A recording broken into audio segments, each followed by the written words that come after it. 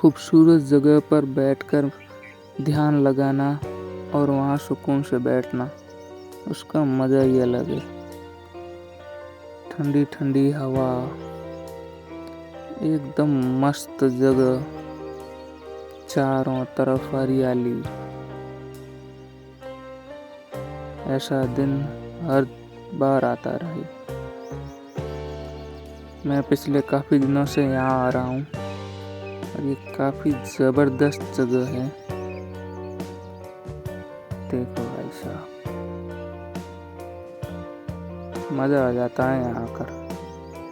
Actually मैं एक dune पे बैठा हूँ, एक टीले पर, इसलिए इतना ऊपर से दिखाई दे रहा है।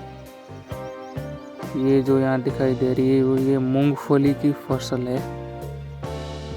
चलो मिलते हैं अगले वीडियो में। आज इतना ही टाइम। बाय।